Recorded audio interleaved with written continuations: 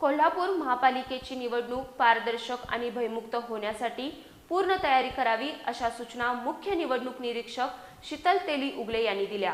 जिल्हाधिकारी कार्यालयात घेण्यात आलेल्या उच्चस्तरीय आढावा बैठकीत त्यांनी अधिकाऱ्यांना मार्गदर्शन केलं। कोल्हापूर महापालिकेची निवडणूक निर्भय, पारदर्शक आणि बिनचूक पद्धतीने पार पाडण्यासाठी ठोस निर्देश देत प्रशिक्षणातून चांगली तयारी करावी अशा सूचना मुख्य निवडणूक निरीक्षक शीतल तेली उगले यांनी केल्या। त्या जिल्हाधिकारी कार्यालयात घेण्यात आलेल्या उच्चस्तरीय आढावा बैठकीत बोलत होत्या। 15 जानेवारी 2026 रोजी होणाऱ्या मतदान आणि दुसऱ्या दिवशी मतमोजणीच्या पार्श्वभूमीवर प्रत्येक टप्प्यात सखोल प्रशिक्षण आणि टीम वर्कवर विशेष भर देण्यात आला। निवडणूक निरीक्षकांचं स्वागत जिल्हाधिकारी अमोल एडगे आणि प्रशासक के मंजुलक्ष्मी यांनी केलं।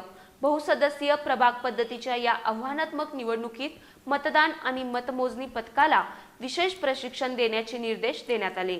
वेळेचं काटेकोर नियोजन महत्त्वाचं असल्याचं सांगताना शीतल तेली उगले यांनी सोशल मीडिया मॉनिटरिंग, खर्च मर्यादा पालन आणि पारदर्शक निवडणूक याबाबत सूचना दिल्या।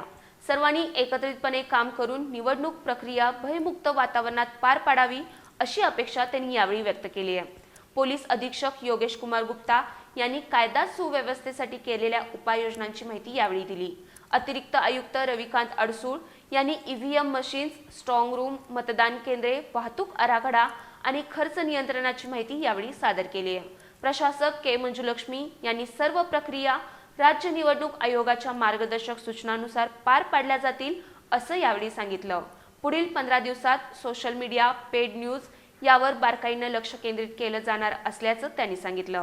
यावेळी सहाय्यक निरीक्षक गणेश निराळी यांच्यासह अधिकारी आणि पोलीस उपस्थित होते।